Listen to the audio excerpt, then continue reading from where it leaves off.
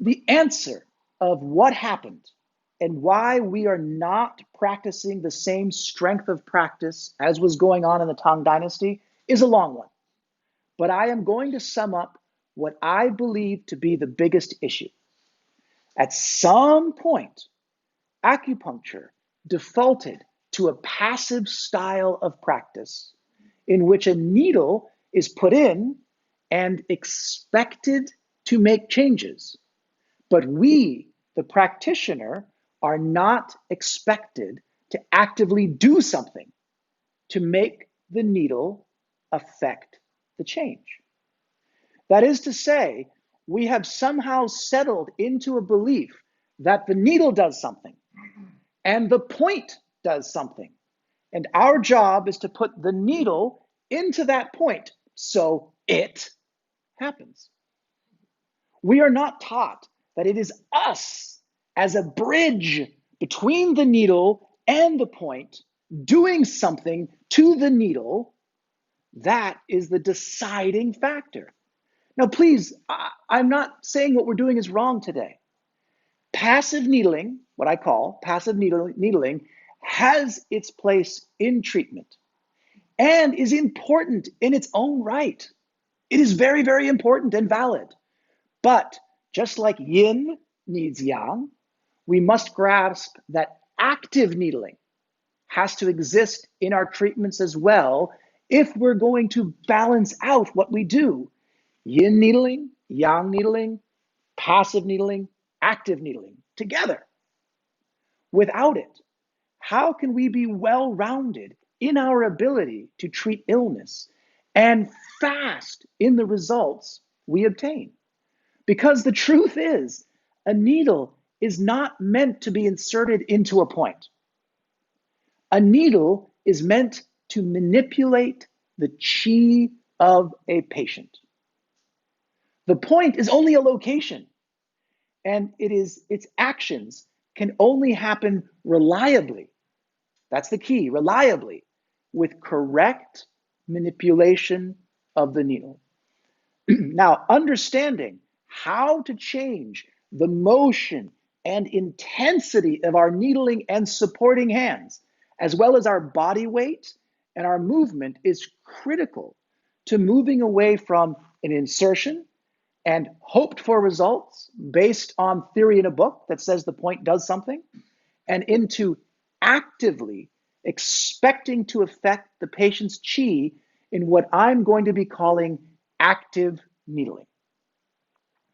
This is the key to tangibly and reliably creating warming, cooling, movement along a channel, gathering to a location, spreading from a location, filling up something or emptying something out in our patients as we work on them. Now, without active needling skills, we cannot hope to have predictable responses and reliable clinical results. And here's the key. We can all get those already. But to have predictable responses and reliable clinical results across a wide range of conditions and severities, that's the key. A width of conditions and a depth of severities at percentages high enough to impress the Western medical community.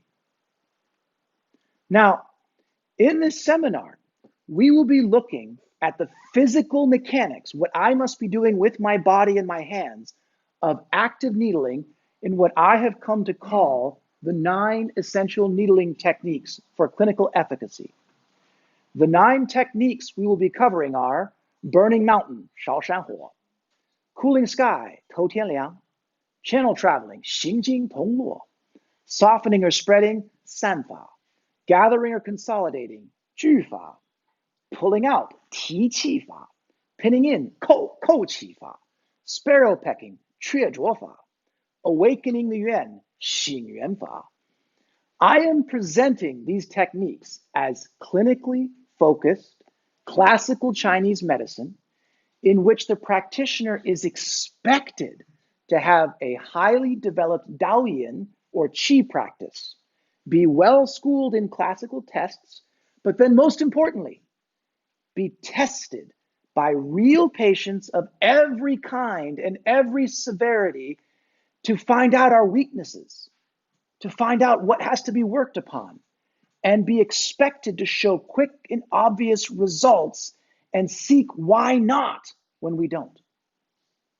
It is my belief that these techniques have nothing whatsoever to do with secrecy or lineage, but it was what every practitioner used to know in the past. And somehow it just got lost in translation of time after Chinese medicine went through some very difficult times. The nationalization of the medicine with the Republic of China, right? 1920, you go from 1911, 1920, never mind. There's a great, the state of Chinese medicine in China today online video that I did a whole lecture on what's happened historically and why we are where we are today. You can learn all about that on our videos. But you have the nationalization of the medicine with the Republic of China. You have the socialization of the medicine with the People's Republic of China after 1949. You have a cultural revolution, 1966 to 1976. You have the privatization of the medicine, the capitalization of built around money, making money going through. And it's ended up in the West as what we have today because of, if we do the math, what has been going on for over 100 years if we start from the Opium Wars on. Why is Chinese medicine where we are today? Do the math. Do not just accept something just as it is. Because, right, something certainly got quite lost in the past 150 years. Think about it. Students of acupuncture worry about hurting the chi of their partners in school while practicing with itty bitty thin needles, okay, these little things, right? But some of those students and many of our patients are walking around 24/7 with large gauge pieces of metal in the forbidden points of Chinese medicine, like Ruzhong, stomach 17, nipples, as well as the Ren channel, genital piercings. I chose not to put up here for you. Google them. All right. Jingming, bladder 1. Du channel on the nose. Du Ren on the tongue, the corners of the mouths. And that's just decorative. What about medically? We have diabetics giving themselves shots several times a day. IVs being put in at major acupuncture points. Even ports going in, so a point in our language is being kept open all the time. I mean, there's a port right there. That side, you don't want to put it that side. Yet, the personalities of those students, those patients, all of these people, their personalities and health are not dramatically changed. And their chi is not messed up by these much larger pieces of metal going in and through the body. And that thickness is so much thicker than anything we have on our shelves. When we accept this fact, wait a minute, all right? How come? How come if passive needling could really, right? Yes, I'm a little, when we accept this fact, then we can accept that active needling is critical if we expect to not just change a patient's chi, but control how it is changed.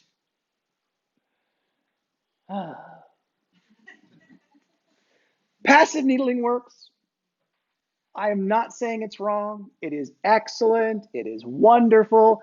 I use passive needling every day as well as active needling every day with patients. But while many things work some of the time, few things work most of the time if we do not do what needs doing. I had a lot of fun writing that. I felt like Bilbo Baggins, if that means anything to you. Basically, what I just said is if we do one thing for everything, then a lot of things aren't going to be done well.